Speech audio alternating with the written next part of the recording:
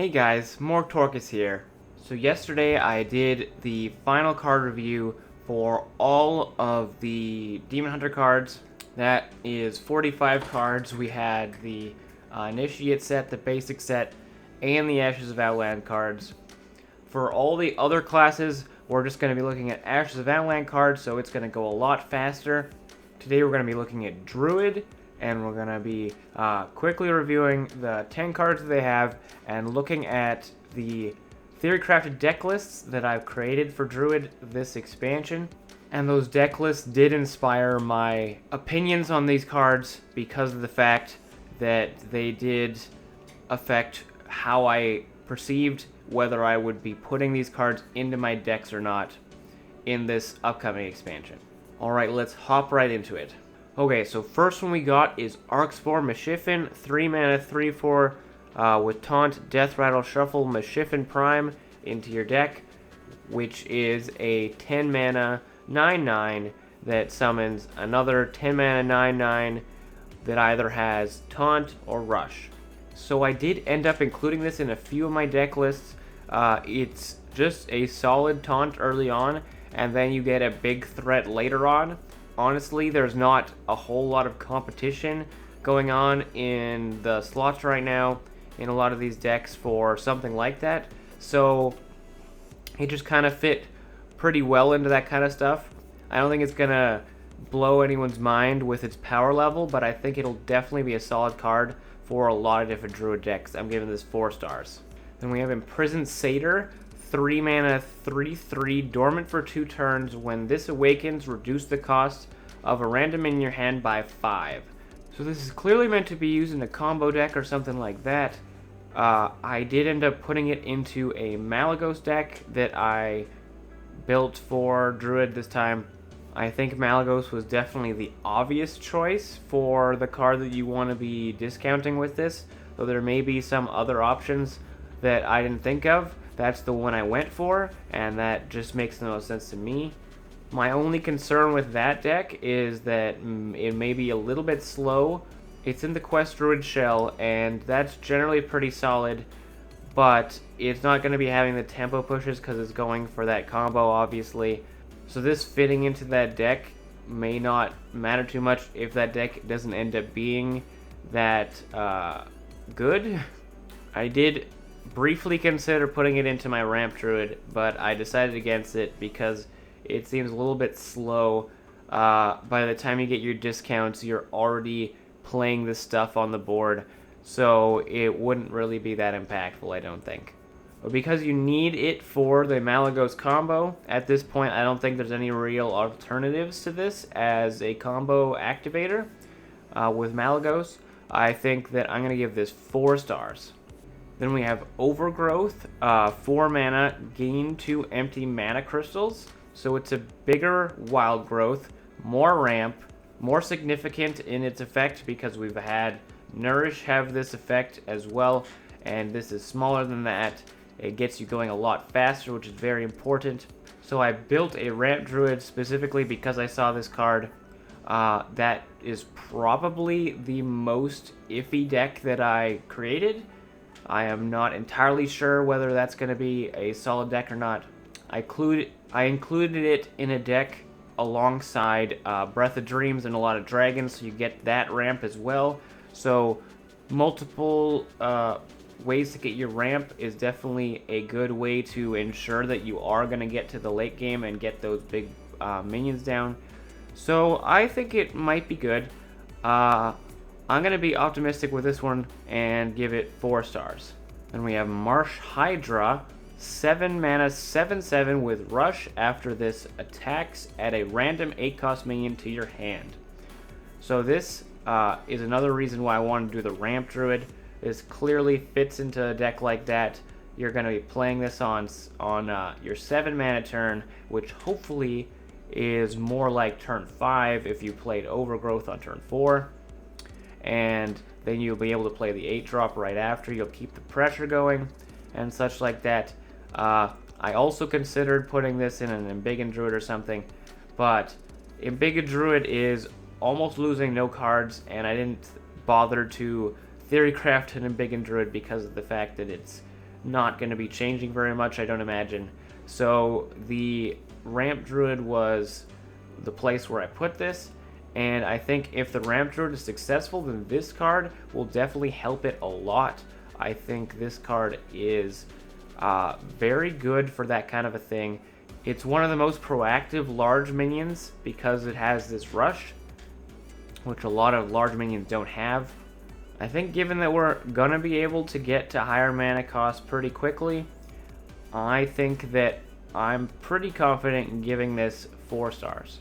Then we have Germination, 4 mana, summon a copy of a friendly minion, give the copy taunt. I put this in the Ramp Druid as well. I think that using it to duplicate your threats and give them taunt so that you can keep protecting yourself seems very good, and it could also perhaps fit in an Embiggen Druid.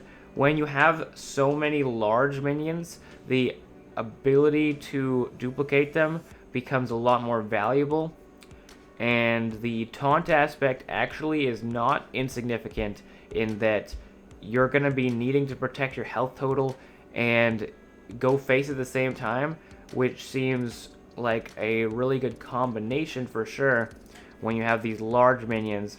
Though I'm not entirely certain that it's going to get run, because you do have to have that presence on the board already. You can't play this and another minion unless that minion costs 6 or less on the same turn. So even in these Embiggen Druids and Ramp Druids, it may not actually potentially end up in those lists in the end. So I'm going to give it 3 stars. Then we have Yisiel Windsinger, 9 mana 5/5, your spells cost 1. So I tried to look at all the different ways that I could include this. The more I thought about it, the more I realized that kael'thas is often doing what Yisiel wants to do, but better. I can never assume that there won't be a combo that works with this card in the future. We just need to have the correct spells for it to make it make sense. But for right now, there isn't a combo that works with her. I looked at all the options that you could use as spells to combine with her, but it really just doesn't seem like it's solid or consistent enough. She's too expensive, and it's just not going to be impactful enough when you make it happen. So for now, she's 2 stars. Maybe in the future, we'll find a combo that fits for her. Then we have Glowfly Swarm, 5 mana, summon a 2/2 Glowfly for each spell in your hand. This card inspired me to make a spell-based token druid, and I found that it wasn't very difficult to put one together with the spells that we have available. A lot of these spells are summoning minions these days, and it's very easy to formulate a deck that's going to be constantly putting out minions without having any minions in the deck.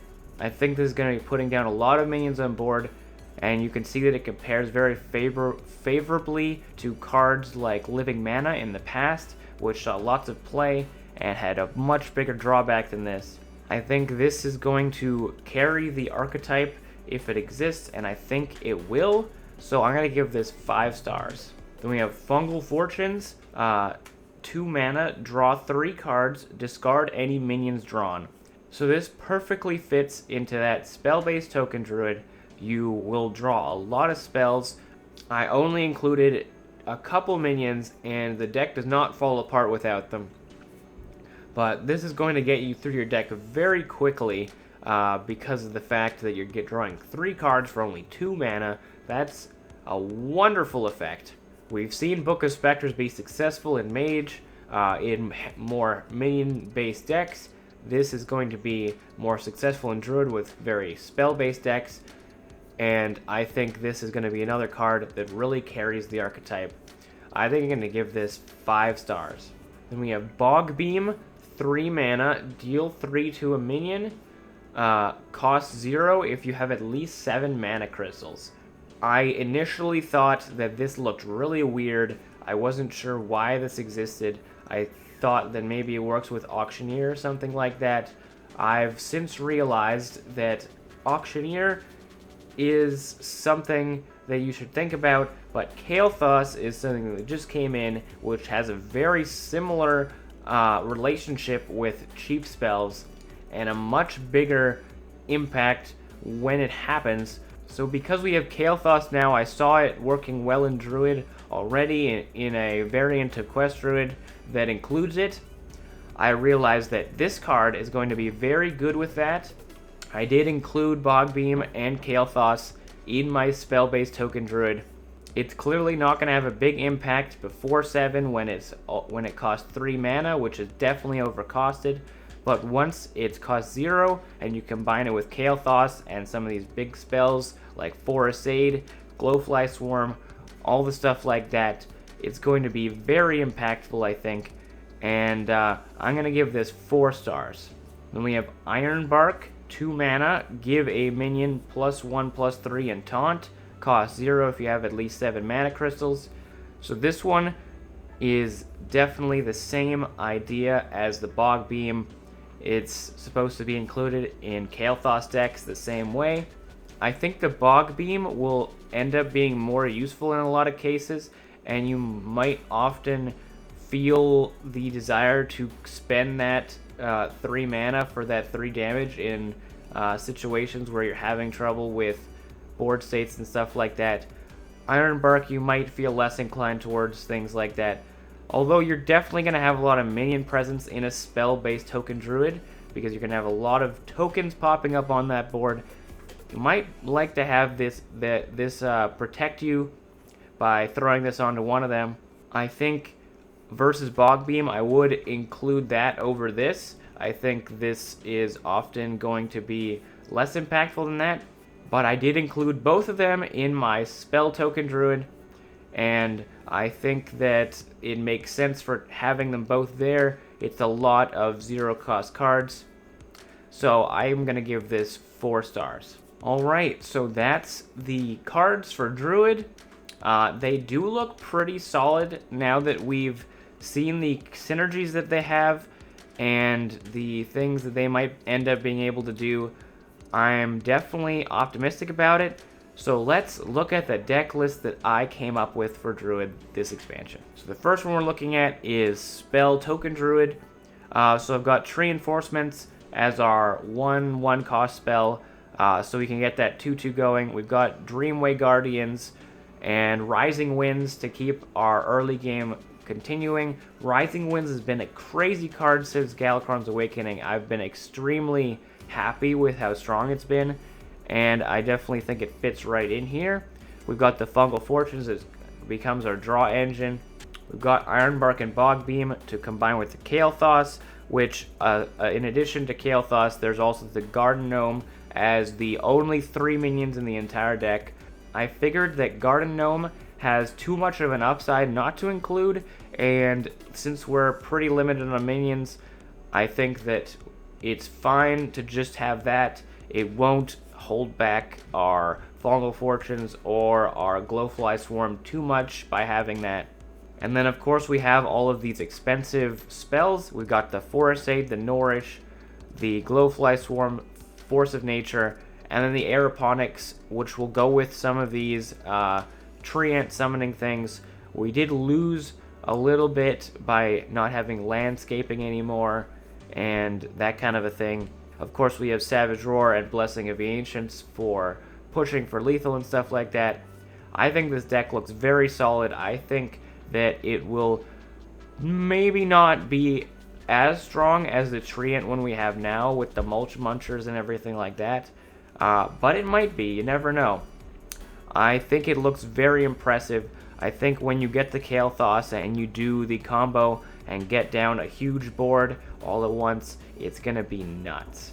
And we have our Ramp Druid. So we've got the Dragons, which is the Whelp, the Explorer, the Evasive Worm, and I actually have both Yseras because I kind of just wanted more of the most expensive cards there. Of course, Ysera Unleashed makes a lot of sense in Druid these days. It's just really good. You get lots of threats out of one card, and then the regular Ysera can give you a lot of value as it's sitting on board. It might be very hard to remove if it comes down early, so that made a lot of sense. I got Colossus of the Moon because it's just a big card. And Wing Guardian, of course, is a very good taunt that's going to keep you alive. We have the Breath of Dreams and the Overgrowth for the ramp, and we have Germination to duplicate some of our minions. We have Vargoth to really go off with some of these spells, so we can get more ramp, we can get more duplications, we can get all that. I think that'll be very impactful when you combine those two together. We've also got Arcspore Mischiefin, which can give us an early game minion and a late game minion. And then I got some Bone Wraiths for some protection. And Rising Winds that gives us both 2-drop as well as card draw if we no longer need just that 3-2 or anything like that. Obviously the cards you see here have quite a bit in common with Embiggen Druid, and it might just be that Embiggen Druid stays better than this. It's hard to tell initially. I know that when Embiggen Druid started coming around, no one was impressed by it. It wasn't winning enough. It took a lot of workshopping until Embiggen Druid was actually a very solid deck and took over the meta. But I have confidence that this deck will definitely at least have some sort of impact, especially with this new Marsh Hydra, which is going to be rushing in there, giving us some more 8-drops and stuff to play. I'm excited to try this deck. Then we have our Malygos Druid. This looks pretty standard. You've got the Joy Buzz and the Malygos, and you've got the quest package to get you through your deck, because of course in Quest Druid you normally draw quite fast with the Nourish and Rising Winds and stuff like that.